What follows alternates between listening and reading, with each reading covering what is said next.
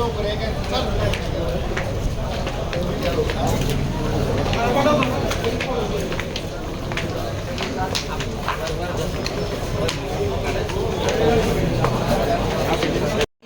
तहसीलदार साहेब, बार्शी तहसील कार्यालय.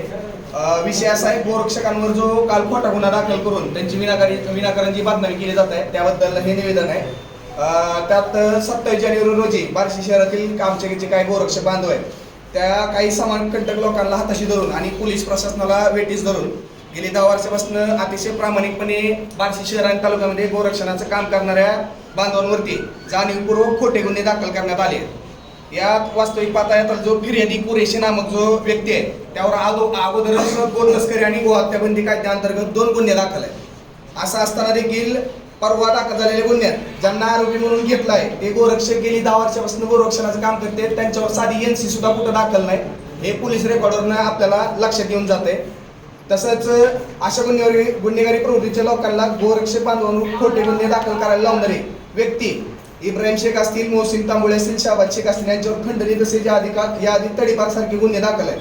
हे काही दिवस तडीपार देखील होते आणि अशा सदरचे व्यक्ती नेहमीच धार्मिक वाद उद्भवतील अशा पद्धतीचं वर्तन वेळोवेळी करत आलेले आहेत. अशा गुन्हेगारी प्रवृत्तीच्या लोकांना एकत्रित घेऊन गोरगरीब गोरक्षणाचं पुण्य काम करणाऱ्या व्यक्तींची बदनामी करण्याची हेतूने जाणीवपूर्वक खोटा गुन्हा परवा दिवशी दाखल करण्यात आलेला आहे. कारण गुन्हा घडतेवेळी गोरक्षक बांधवांनी अवैध गोष्ट तस्करी हाणून पाडण्यासाठी ज्या गाड्या अडवल्या होत्या, 6 गाड्या अडवल्या होत्या, त्यातल्या एका गाडी ड्रायव्हरने आपल्या जबाबामध्ये पोलीस स्टेशनला तो जबाब तिथं नोंद आहे, त्या जबाबामध्ये त्यांनी असं सांगितलंय की कुरेशी नामक व्यक्तीने कोयता आणि पाईप यांनी मारहाण करण्याचा प्रयत्न केला गोरक्षक बांधवांना आणि उलट अशा पद्धतीने त्याच्यात दाखवण्यात आले की बाबा माझ्यावरतीच हल्ला झालाय, असं उलट केस आपल्या गोरक्षक बांधवांवर दाखल करण्यात आली आहे. तसंच या पोलीस स्टेशनला हजर गोरक्षक ते जे ड्रायव्हर आहेत गाडीचे त्यांना देखील आपले गोरक्षक बांधव यांनीच पोलीस स्टेशनला हजर केलं आणि त्यांना फिर्याद द्यायला तिथं लावलेली आहे. तर 3 जणांची नाव घेतली, यांनी पोलिसांवर दबाव आणून खोटा गुन्हा नोंद करायला भाग पाडलं आणि आपल्या माध्यमातून आमची आमच्या सर्व बांधवांची तहसीलदार यांना विनंती आहे की जी महिला फिर्यादी आहे जिनं हे खोटा गुन्हा दाखल केला तिचा संपूर्ण सीनियर रिपोर्ट काढण्यात यावा.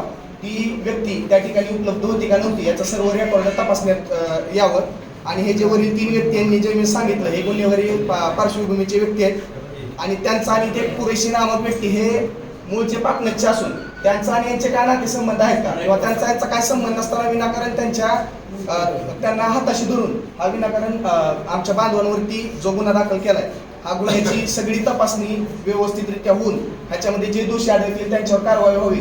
जर हा गुन्हा खोटा आढळला तर खोटा आढळल्याच्या नंतर जी काय कारवाई असते फिर्याद देणारा व्यक्ती आणि त्याला मदत करणारे 3 व्यक्ती या तिघांवरती सुद्धा गुन्हा दाखल करून त्यांना तात्काळ अटक करण्यात यावी अशा पद्धतीची मागणी आम्ही ह्याच्या माध्यमातून करत आहोत. आणि